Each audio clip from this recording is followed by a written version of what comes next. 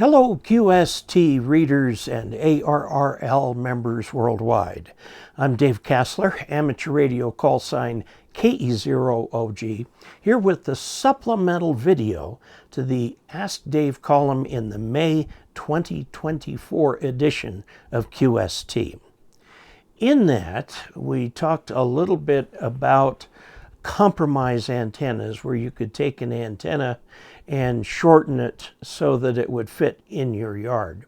Now, I'll show you what I showed in the article, and then my assistant and I just constructed something very similar and tested it to see how well it would work.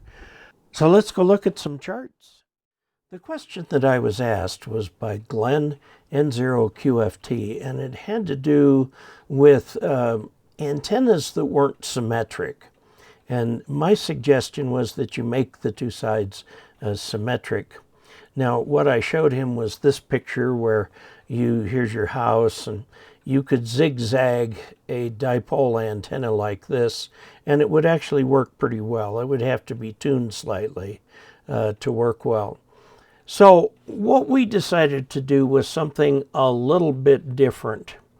We decided here's an inverted V for 40 meters, okay? And the center is at about 35 feet high. Now let's suppose you have something that's that high, but you don't have the space to run these out all the way. You can drop them like this. These are still several feet above the ground, okay, if this is 35 feet. In other words, the modification that we've made to this antenna is to drop the ends like this. It looks a little bit like a barn, but it is in the air. Now, the first thing that we had to do was to repair my 40-meter dipole. I had this number 12 gauge wire soldered right directly into this. And that didn't survive very long, so I soldered a same gauge 12 gauge wire, but stranded wires so it would be more flexible. And so we did this first. So this is what it looked like after that. This is one side of the dipole connected here to the center conductor, and the other side connected to the shell. And it worked pretty well. We had to make sure that this piece right here did not get in the way of this other piece over here. I think we were pretty successful. We made it out like that.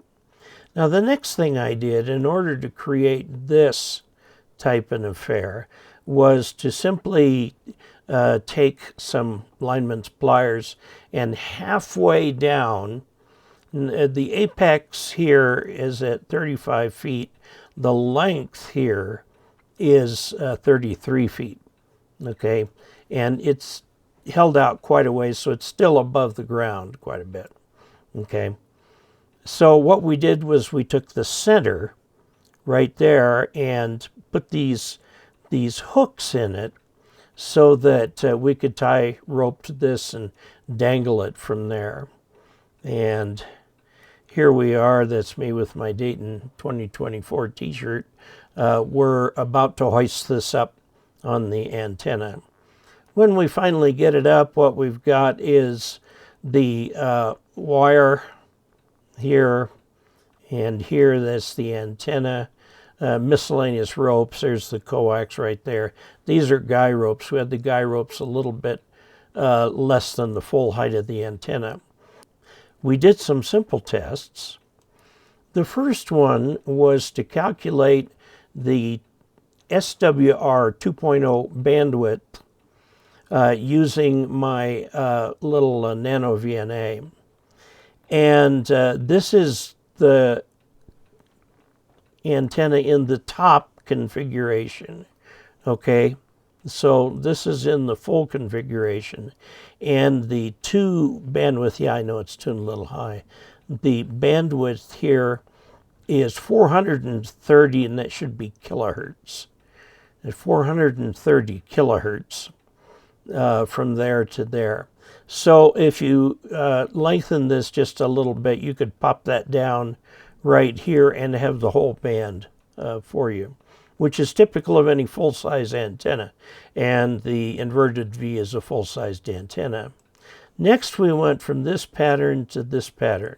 So it's being held up by these twisted points, and the other parts are hanging down. So instead of this curve right here, we had this one. Notice that the resonant frequency went up slightly. Now this, with the lines hanging down, is a compromise antenna. So instead of the 430 kilohertz, we get 370 kilohertz. So your compromise here is bandwidth, but this is still wide enough. If you kind of tweaked it, you'd have to add just a little bit to it because the antenna is just slightly too short. And you've got a SWR of 2, bandwidth 370 kilohertz, which will cover the entire 40-meter band, barely. Again, notice the compromise. You go from 430 down to 370.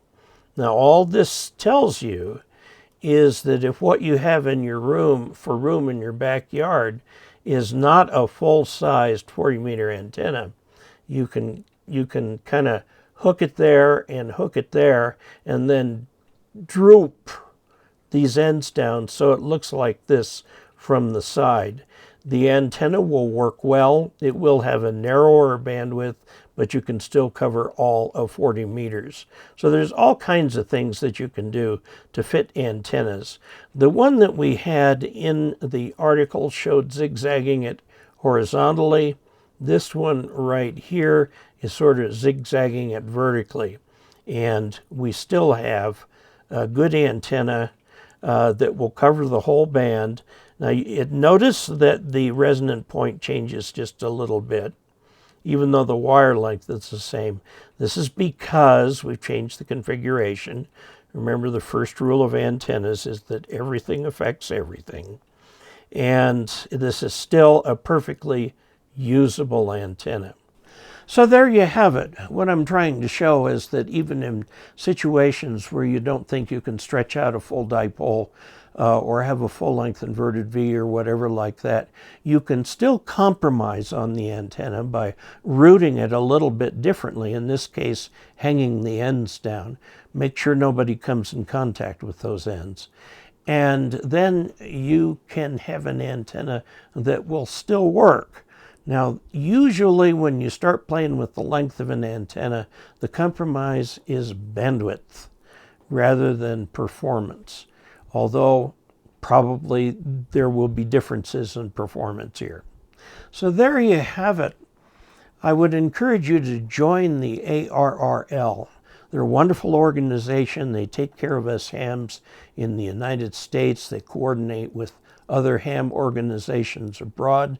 They do so much more behind the scenes than just put out a magazine. So, until we next meet, 73.